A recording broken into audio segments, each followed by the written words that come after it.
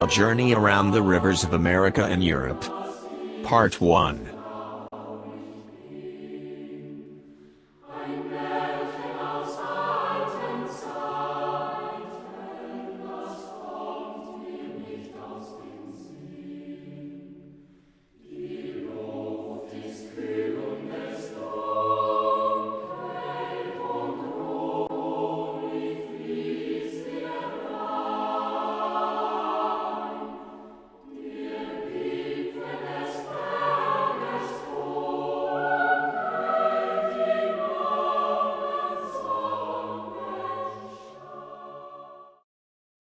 Table of Contents. A Journey Around the Rivers of America and Europe. Part 1. All about river cruises in America and Europe. With visiting and touring information, geography, history, attractions, and other points of interest. Dr. Sydney Soclof. Dr. Sydney 22 at gmail.com. 2023. Narration by Dr. Sydney Soclof, Zoe Phonemes, and Nathan Koltov. For a complete discussion of YouTube navigation, please go to tiny.1/ytnavigator. A Journey Around the Rivers of America and Europe. Would you like to be a looper?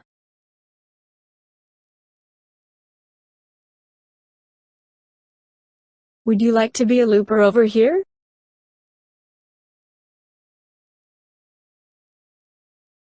What is a looper? Is that the same as a youper?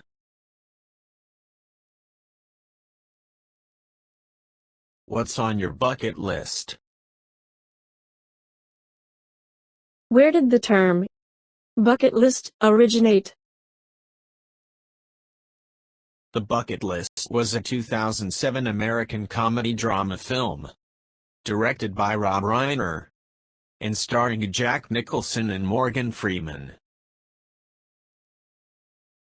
The main plot follows two terminally ill men, portrayed by Nicholson and Freeman, on their road trip, with a wish list of things to do before they kick the bucket, from which the movie's title gets its name. River cruises have become increasingly popular. Let's look at the relative pros and cons of river cruises versus ocean cruises. First of all, the ships used for river cruises are very limited by the size of rivers, canals, bridges, and locks. They generally accommodate 100 to 200 passengers, with about 120 to 150 being most typical. In contrast, ocean cruise ships are now up to in excess of 4,000 passengers, although cruise ships in the Baltic and North Seas are typically around 2,000. However, that's still 10 to 20 times that of river cruises. The smaller ship size means a higher cost for river cruises, perhaps by a factor of 1.5 to 2. Also, the entertainment will be on a much smaller scale, with individual performers rather than large ensembles or production numbers. However, sometimes local groups can come aboard on river cruises. The smaller ship size for river cruises means less distance from the cabin to the dining room, or other places on the ship, as well as fewer crowds and less time exiting and entering the ship in various ports. The biggest ocean cruise ships have a passenger capacity of up to 6,600 with a crew of 1,500. For a total of 8,100 souls. The overall length is almost 1,000 feet, with a waterline width of 150 feet. This is a comparison between the RMS Titanic built in 1912 to the Royal Caribbean Symphony of the Seas, built in 2018. In contrast, river cruise ships have between 100 and 200 passengers. However, the American Queen on the Mississippi River can accommodate 436, and there are often around 400 on the Volga and other Russian rivers. Although there is no ultimate limitation on the size of ocean-going cruise ships, most river cruise ships are designed in such a way as not to waste any space and just fit into the locks. This is a lock on the Danube River. For example, the lock width along the Main-Danube Canal is 12 meters or 40 feet, so all ships can have a maximum width of 11.4 meters. The length of the locks is 190 meters or 625 feet. The length of river ships is generally limited to 443 feet, 135 meters, and the width to 38 feet, 11.5 meters, due to the constraints of the lock dimensions. So, these river cruise boats are limited to a maximum width of 11.4 meters, or 37.4 feet, and length of 190 meters or 625 feet. The actual length is typically 135 meters, or 443 feet. The width limitation of 37.4 feet means there will be no inside cabins in just one central passageway. The height of the river boats is also limited by bridge clearances. Typically, there are 4 decks total, with 2.5 decks above the waterline. This shows the pilot house in the raised position above the sun deck. To allow for passage under bridges, the pilot house is lowered. The pilot houses on the river barges also must be lowered to pass under the low bridges. The number of decks above the waterline is limited by bridge clearance to no more than 2 or 3, whereas ocean ships can have as many as 18 decks. Here's an example of a Rhine and Danube cruise that I was on. This is the sun deck that has been cleared in advance of the low bridge. And you'll always know your neighbor, you'll always know Here your we are pal going under the if you bridge. ever navigated on the Erie Canal. Here we are right under the bridge. However, sometimes the bridges are high enough to allow passage without the sun deck being cleared. So, basically, we're talking about the river cruise boats being more like canal boats. And you'll always know your neighbor, you'll always know your pal if you ever navigated on the Erie Canal.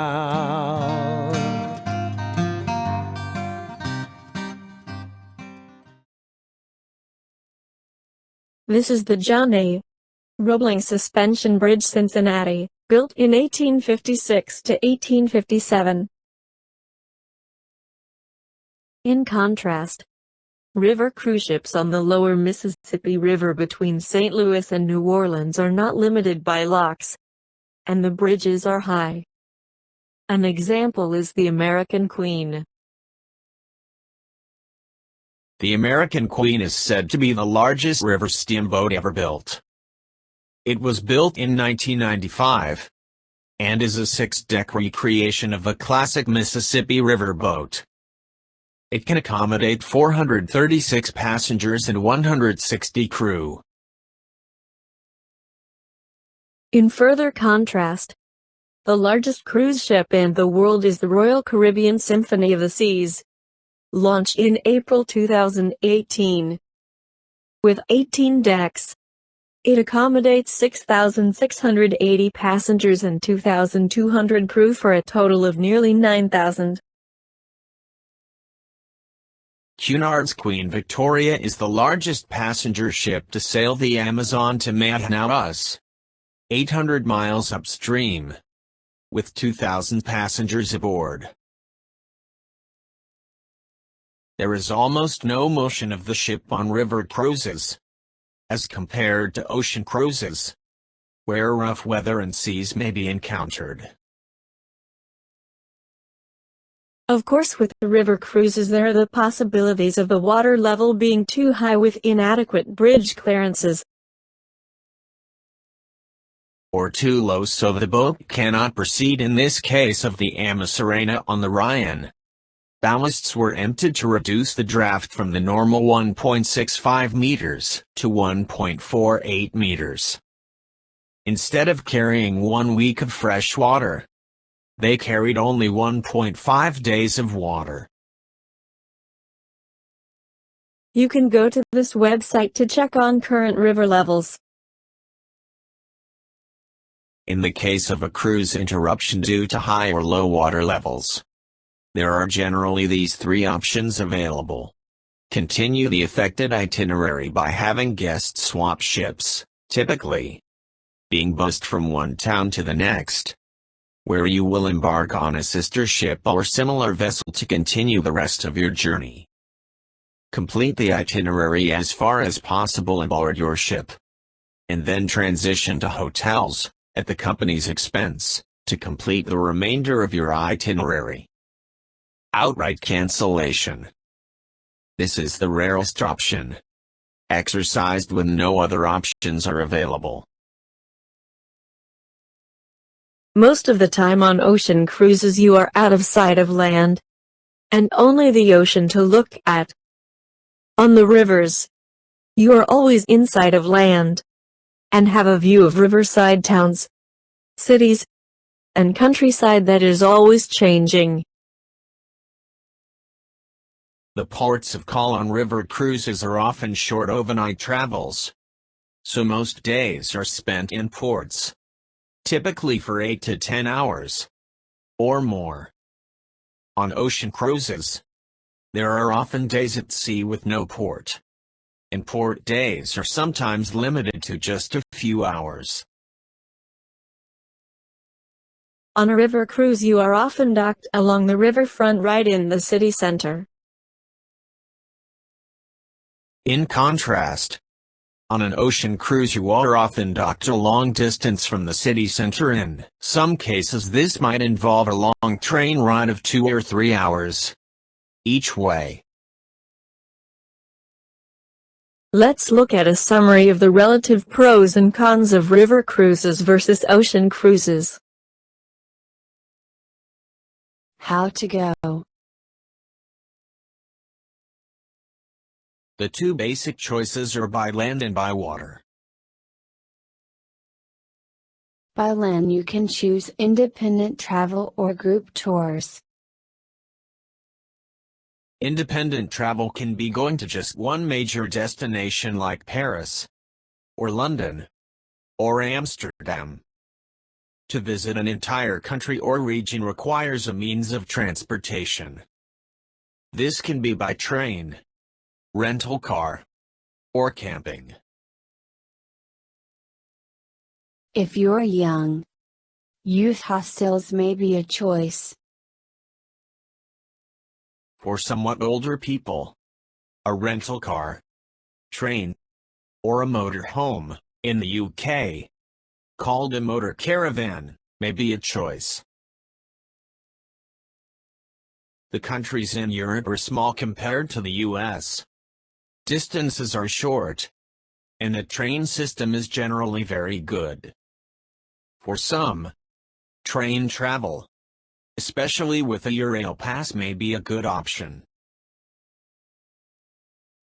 The roads in Western Europe are generally very good, so road travel by rental car is a possible choice.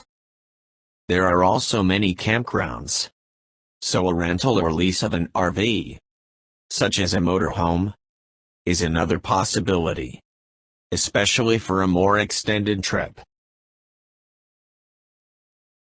For many people the best choice may be a group tour by motor coach.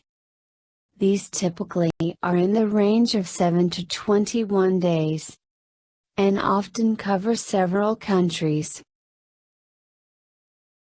The advantage is having everything planned and taken care of for you. The disadvantages are lack of independence and choice, and the necessity of packing and unpacking in a new lodging almost every day. Most places of interest in Northern Europe are within easy reach of water, either by the North and Baltic Seas, or by the many navigable rivers. A big advantage here is that your lodging travels with you. You don't have to pack and unpack every day. Therefore, ocean or river cruises can be an attractive option. Pre- and post-cruise extensions. It is highly recommended to arrive in the cruise departure city at least one, and preferably several days before the cruise begins. This is typically what is offered in a cruise extension in Amsterdam. It is indeed pricey at $1,150 to $1,200 for a couple for the 2 nights. You may wish to consider doing it on your own for much less. Instead of $1,200 for a couple for 2 nights, you can get a good hotel, such as the Ibis Amsterdam Center, next to the train station, for $160 a night. This shows the location of the Hotel Ibis Amsterdam Center very close to the Amsterdam Centraal Station. It's just a short walk of about 10 minutes from the hotel to the river cruise terminal. This is typically what is offered in a cruise extension in Budapest. It's kinda pricey at $800 for a couple for the 2 nights. Again, you can do it on your own for much less. Instead of $800 for a couple for 2 nights, you can get a good hotel, such as the Ibis Budapest Centrum for $70 a night. When to go? It depends on the factors of availability, climate, cost, and crowds. An excellent website to see a comprehensive listing of river cruises is rivercruise.com. You can use this to filter your search, or you can select custom search for an even more specialized search. These are some of the rivers included in the rivercruise.com website. Rivercruise.com is a division of Vacations to Go, which is a good source for information about ocean cruises. This is data extracted from the rivercruise.com website, a division of Vacations to Go, on the number of cruises from Amsterdam to Budapest. Approximately the same number go in the reverse direction, Budapest to Amsterdam. This is data extracted from the rivercruise.com website on the number of cruises on the Rhine from Amsterdam to Basel in Switzerland. Approximately the same number go in the reverse direction, Basel to Amsterdam.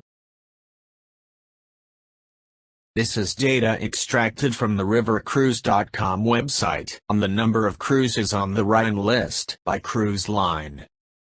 We see that the largest cruise line is Viking, followed by Avalon as a close second.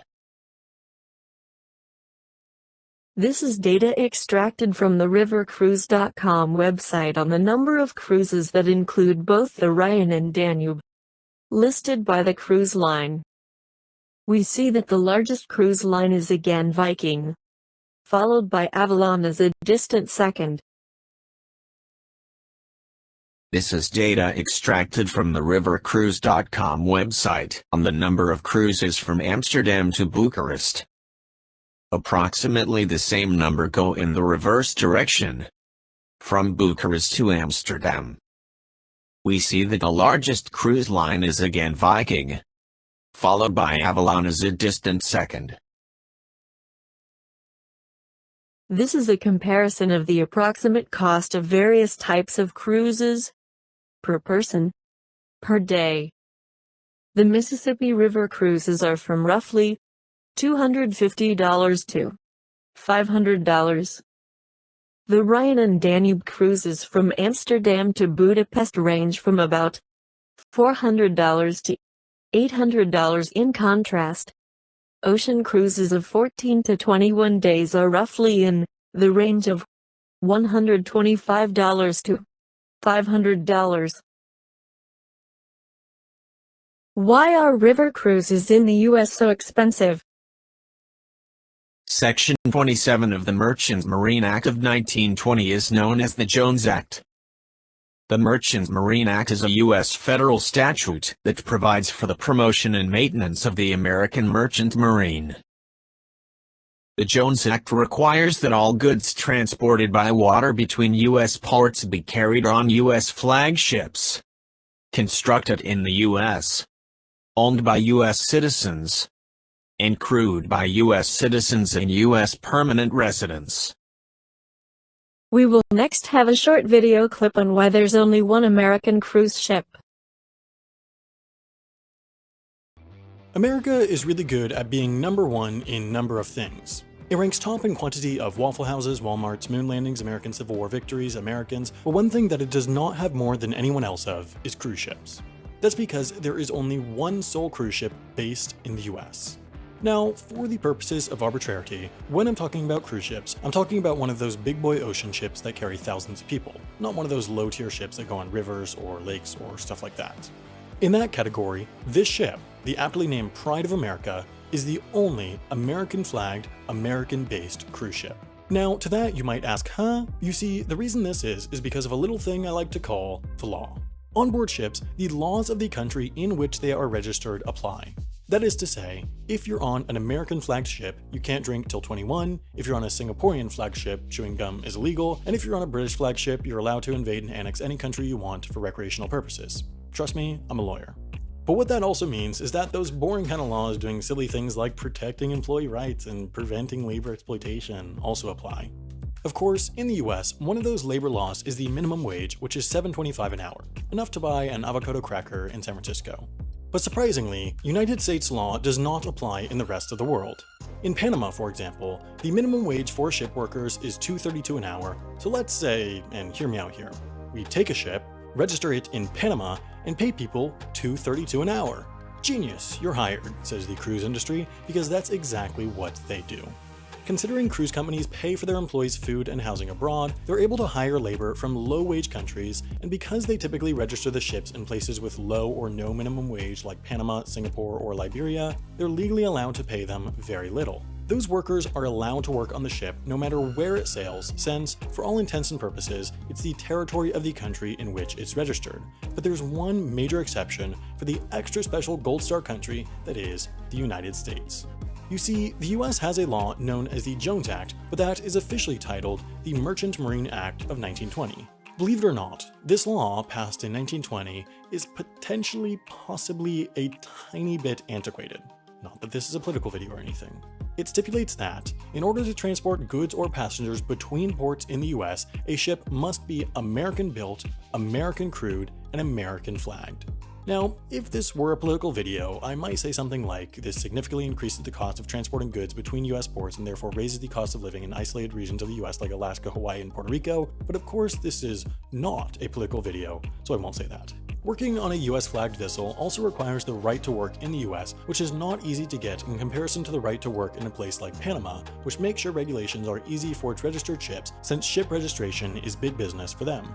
Now, these laws all also apply to cruise ships since, technically, when a cruise sails between US ports, it's transporting passengers between US ports. This presents a problem for the cruise industry, which simultaneously wants to build and register their ships outside the US and also cruise to places like Alaska and Hawaii.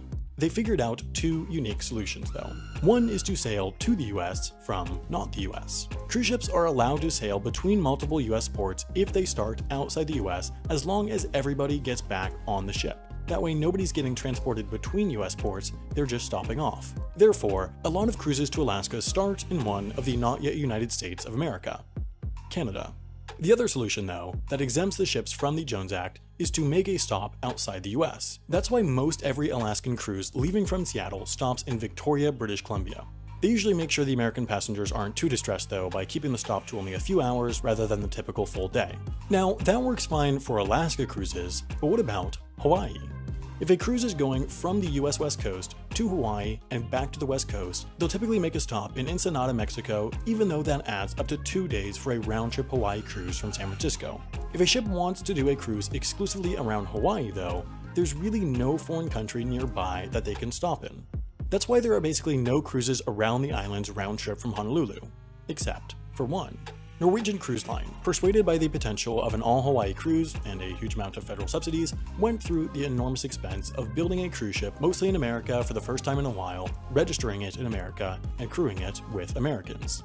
This ship, the Pride of America, is now the only full-size American cruise ship, and it is also the only cruise ship making trips exclusively around the Hawaiian Islands. Of course, American labor is not cheap, and so the 7-night trip on the Pride of America starts at $1,200, exactly triple as much as their 7-night cruise from Alaska to Seattle via Vancouver. Another highly recommended website is cruisecritic.com. It has information about cruises, as well as reviews and discussions with cruise ship passengers. How to get there. From here in the villages, there are two basic choices in getting over there, that is by air or by sea. By sea would require a transatlantic cruise from a nearby port.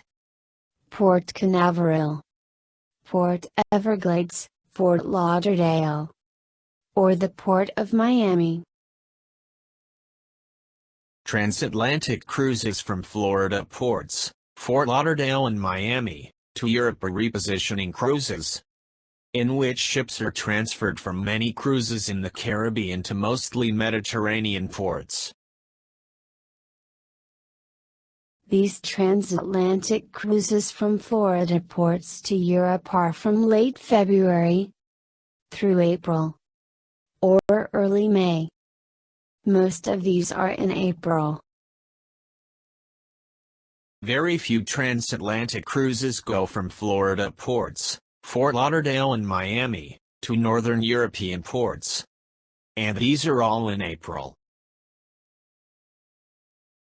The most numerous transatlantic cruises from Florida ports are from Fort Lauderdale to Amsterdam or Rotterdam in the Netherlands. These are all in April. And in 2020, there are 6 cruises, with durations ranging from 16 to 31 days. There are also a few transatlantic cruises from Florida ports to Copenhagen. These are all in April. And in 2020, there are 3 cruises that end in Copenhagen, and 2 other cruises that have a port call in Copenhagen as part of a Baltic cruise.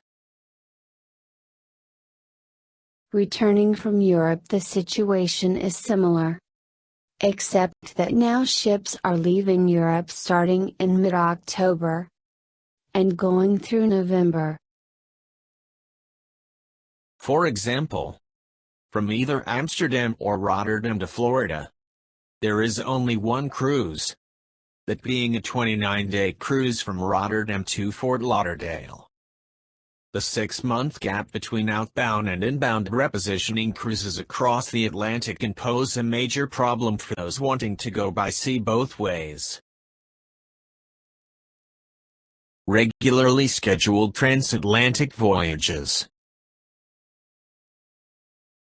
This is an example of some of the regularly scheduled transatlantic voyages from New York to Southampton. This is an example of the itinerary of the regularly scheduled transatlantic voyages from New York to Southampton. These voyages are on the Cunard Line's ship Queen Mary II, with a 3,064 passenger capacity and 1,253 crew. This is an example of the itinerary of the regularly scheduled transatlantic voyages from Southampton to New York. This is an example of the itinerary of voyages from Southampton to New York. By air. To get there by air, the local airports are Orlando, MCO, Sanford, SFB, Tampa, TPA, Gainesville, GNV, and Jacksonville, JAX. For transatlantic travel, the best option would probably be Orlando, MCO, as having, by far, the most flights. For Baltic cruises, Copenhagen, CPH, is the most popular departure port, with Amsterdam, AMS, being a somewhat distant second.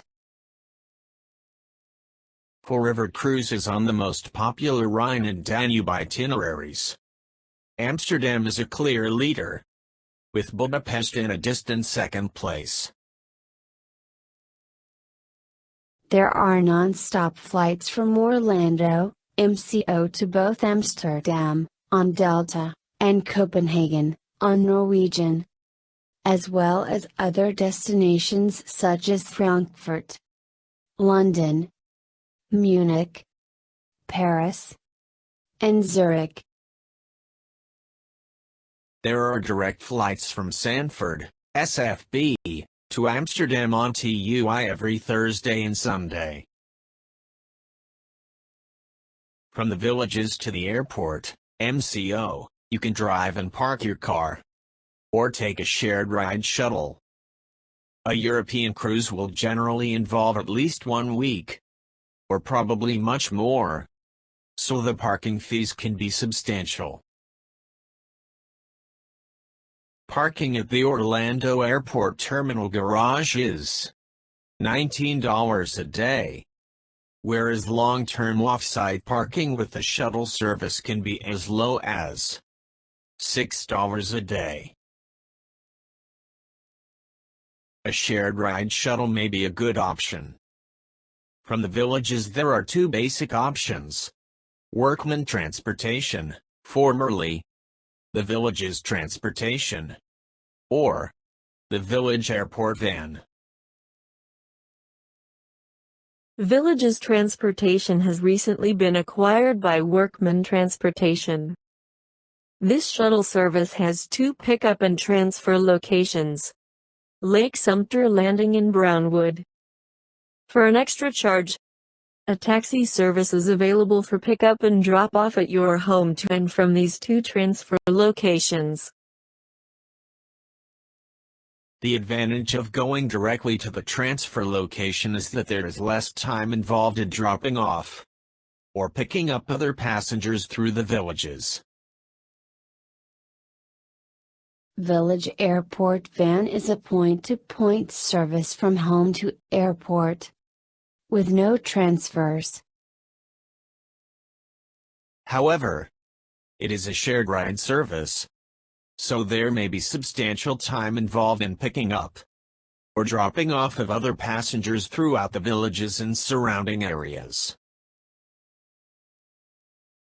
Groom Transportation has up to 20 daily round-trip shuttles between the villages and Orlando International Airport for just $19 each way with complimentary home pickup and drop-off. When going ashore, please remember to take the ship's newsletter with you. It has 2 important pieces of information: 1, the all-abroad time, and 2, the name, address, and phone number of the port agent. However you go. Bon voyage. River cruise ships. Ship or boat, what's the difference? There is no strict differentiation between the two, but the main difference is size. Generally, ships can carry boats, but not vice versa. Technically speaking, a mode of water transportation that weighs at least 500 tons is considered to be a ship. An exception to this is submarines, which no matter how large, are always called boats. Also, ships generally operate in larger bodies of water such as oceans, whereas vessels in lakes, intracoastal waterways, and especially rivers are usually called boats. So, the river cruise vessels are often called boats, but they can, with justification, also be considered to be ships. However, a submarine, no matter how big or how small, is always called a boat. Typical river boats for Rhine and Danube cruises are the Viking longship class of boats of 3,500 tons, with 95 cabins for 190 passengers and 50 crew. This is a profile view of a Viking longship. Note that there are 2½ decks above the waterline. The standard cabins are water-level cabins with small windows just above the waterline. This is the deck plan of a Viking longship.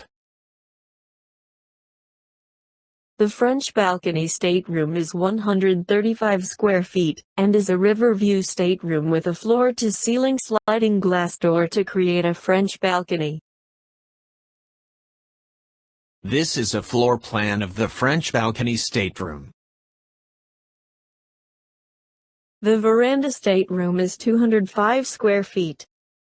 It is a river view stateroom with a floor-to-ceiling sliding glass door opening to a small balcony. This is the floor plan of the veranda stateroom. This is an example of a veranda or balcony on a river cruise boat. The standard stateroom is 150 square feet, with a half-height window. This is a floor plan of the standard stateroom. The Aquavit terrace is an outside sitting and dining area on the bow of the boat. This is the Aquavit lounge with buffet-style dining. Just forward of this is the Aquavit terrace. This is the sun deck looking towards the bow of the boat. This is the sun deck looking towards the stern of the boat. The sun deck is closed off and not accessible during some parts of the cruise due to bridge clearances. Note that the sun deck may be closed off for as much as 1/3 to 1/2 of the cruise due to low bridges. But the Aquavit terrace is always available to provide an outside viewing area on the boat. This is the restaurant. The Amistella was built in 2016. It has a length of 443 feet, width of 38 feet, 78 staterooms for 156 passengers, and a crew of 51. This is the Amavila of the Ama Waterways cruise line. This is the deck plan of the Amistella. This is the Uniworld River Empress. It accommodates 130 passengers and 41 crew. It has a width of 37.5 feet, but the length of 361 feet is somewhat shorter than the more typical 443 feet of boats of other cruise lines. This is the deck plan of the Uniworld River Empress. The staterooms are all 151 square feet. This is the MS area of the Grand Circle Cruise Line. It accommodates 162 passengers in 81 cabins. This is the deck plan of the MS area of the Grand Circle Cruise Line. The cabins have 2 twin beds that convert to couches for daytime use. In the evenings, the couches are converted to beds. The twin beds are stationary and cannot be combined into a double bed. Is it possible to go by water all of the way across Europe, from the North Sea down to the Mediterranean Sea? Yes. It is possible to go by water all of the way across Europe from the North Sea down to the Mediterranean Sea. However, the European Grand Loop involves several rivers, a few canals, and a few straits. It's a very long and arduous trip, and there are no cruises available for this. However, taking a cruise on part of this loop, between Amsterdam and Budapest, or down to Bucharest in the Black Sea is a very popular itinerary.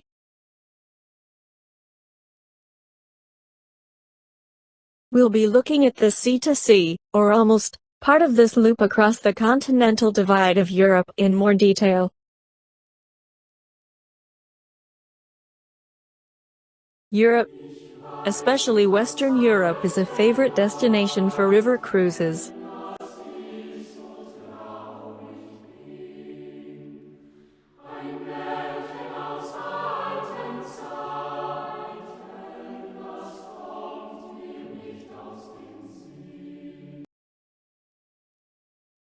There are many navigable rivers.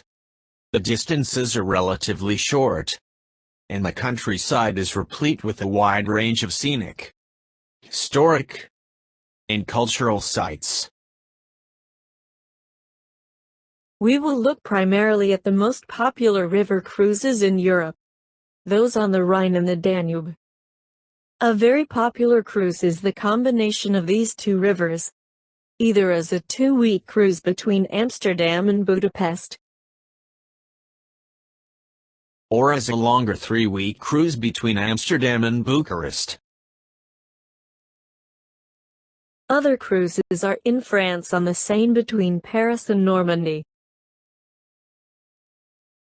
the Bordeaux region of France on the Dordogne, Garonne, and the Charente rivers to explore the most famous vineyards in the world, and the Rhone to visit the world-famous Burgundy wine country, and the city of Lyon, considered to be the culinary capital of France. Although cruises on the Rhine, Main, and Danube are certainly the most popular cruises, there are also cruises on the Elbe through the heart of Germany and into the Czech Republic with excursions to Berlin and Prague. There is the opportunity for a scenic cruise through Portugal on the Douro River, starting with a trip from Lisbon to Porto, and ending in Salamanca in Spain, with a possible excursion to Santiago de Compostela. This map shows some additional cruises through Western and Central Europe. Russia, with its great rivers and vast distances, offers some great opportunities for river cruises, of which a popular one is between St. Petersburg and Moscow on the Neva, Svir, the Volga-Baltic Canal, and the Volga River. The Moselle is the longest tributary of the Rhine. The source of the Moselle River is in the French mountains. The Moselle then flows for 332 miles through Luxembourg and into Germany, where it meets the Rhine at the city of Koblenz. The banks of the Moselle Valley in Germany are lined with vineyards that produce fine wines. The Moselle is famous for its scenery and castles. The Moselle runs through Germany's oldest documented city, Trier. The smaller towns of Bernkastel and Cochem attract visitors for sightseeing and wine tasting. The source of the Moselle River is in France, where it is called the Meuse. The river runs through France for 280 miles, then through Belgium for another 119 miles. The Meuse, or Moselle, then enters the Netherlands, where it joins part of the Rhine south of the town of Nijmegen in a shared delta. In Belgium, the Meuse flows mainly through the French-speaking part of the country, through the towns of Namur and Liege. The river also flows through the Flemish part of Belgium, lending its Dutch name of Maas to towns of Maasmechelen in Belgium and Maastricht in the Netherlands. The Main is one of the Rhine's most significant tributaries. It flows 324 miles from the Bavarian mountains to join the Rhine at its halfway point near Mainz. The Main extends from its junction with the Rhine at Mainz up through the large German city of Frankfurt, and then Miltenberg, Wurzburg, and meets the Main-Danube Canal at Bamberg. The Main River is very curvy, with a total of 34 locks between the Rhine at Mainz and the Main-Danube Canal at Bamberg. The Neckar River flows north through the German state of Baden-Württemberg, past the industrial city of Stuttgart and the university town of Heidelberg to join the Rhine at Mannheim. This is continued in Part 2.